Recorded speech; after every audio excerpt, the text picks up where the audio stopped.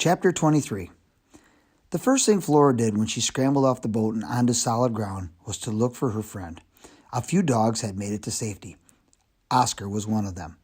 "Have you seen Sophia?" she asked him through chattering teeth. Oscar was dripping wet and trembling so hard it looked as if he might shake himself off his feet. He lowered his head but did not answer.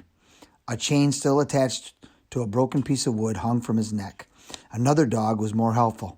Flora found out that only he and 4 other dogs had been released from their chains in time to jump into the first lifeboat. Oscar had been rescued later from the freezing water. None of the others had survived. Flora felt like weeping. Cats were not great swimmers. In her bones, she knew that her small friend had never had a chance once the water rushed in. Still, she looked around desperately. Large emergency boxes from both lifeboats were dragged ashore. Tools, dry blankets, and cans of food came out. And though when the boxes were empty, the men used axes to chop them up and build a fire. The blankets were laid down around the fire, and a mangly mix of teeth-chattering men and dogs huddled as close as they could. Some of the men dashed back out in the lifeboat to see if they could find any more supply boxes or bits of wood in the water. When they had warmed up a bit, others began building walls of snow for a shelter. There was still very little said. Flora gave up her search and nosed under a corner of a blanket. She now realized how cold she had become. She was shaking harder than she thought possible. But the cold in her bones was nothing compared to the ice in her heart.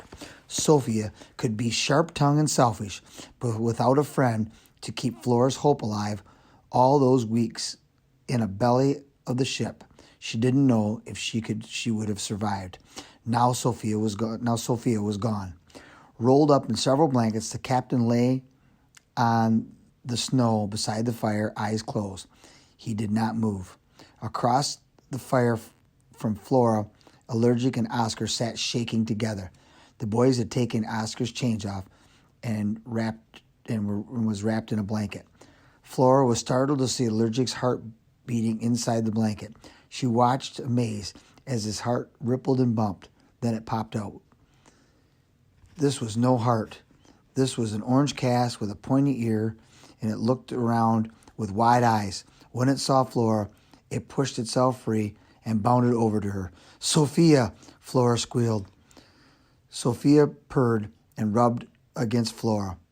By some miracle, they had both survived. Now she had a friend and a teammate beside her.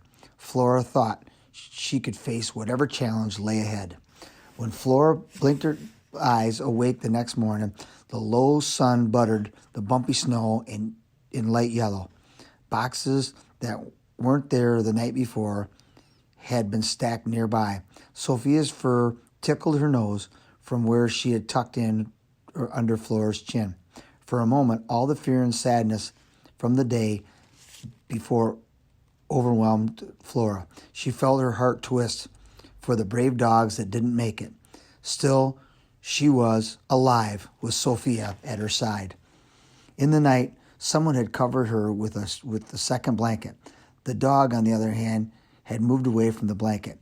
They lay in a rough circle in the snow with their nose pointed to the center. Flora imagined that they probably were remembering and mourning their lost companions. As the day continued, Flora watched the men finish the wall of the snow cabin and place one of the lifeboats on top as a roof. They did not sing as they worked. They did not shout or curse or laugh or clomp.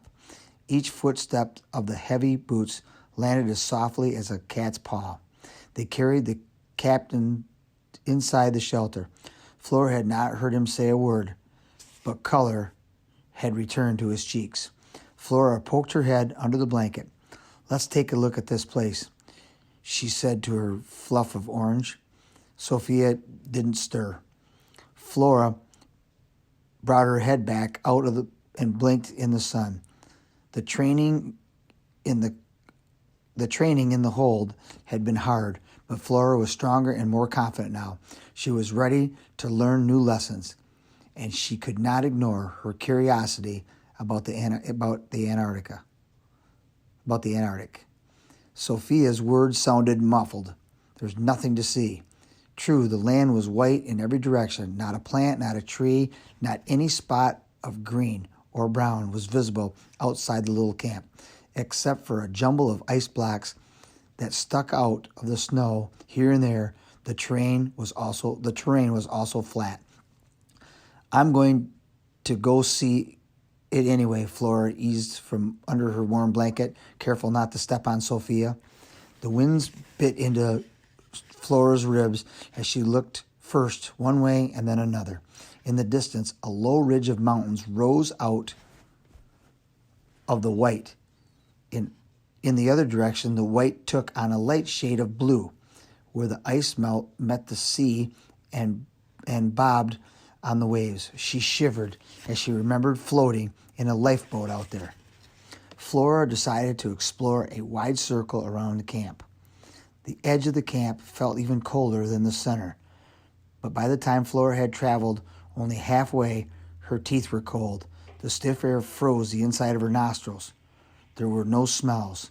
This was a land that kept secrets. Sophia made complaining noises as Flora nosed back under her blanket, bringing in a sharply polar breeze for a moment. When darkness came, Flora noticed how hungry she was and realized she hadn't seen anyone eating at camp. She struggled up closer to Sophia for warmth and promised herself that she would not be the first to grumble over something that must all be feeling. The next morning, the men brought out a large square of material and spread it out next to the snow cabin. Is that some kind of special blanket? Flora asked Oscar. Oscar took his nose out from under his tail and looked up. Canvas, he said. They use it to cover up loads or making shelter. The edge of the canvas was marked in the snow with shovels, and then it was folded up again. Through the day, the men took turns digging out a rectangle a little smaller than the size of a canvas. All the snow that they took out was piled along the perimeter. They chopped and shoveled, piled and patted until the lower floor was flat and the snow walls were even, except for an opening with snow stairs going down.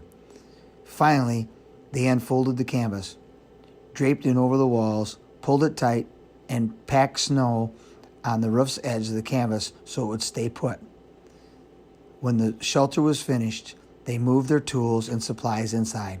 Flora was curious about everything and took quick breaks from her blanket to poke her nose into the new shelter as often as she could without getting stepped on or noticed by Big Amos. He stayed under the canvas, growling orders to the men about where to stack the supplies that had been salvaged.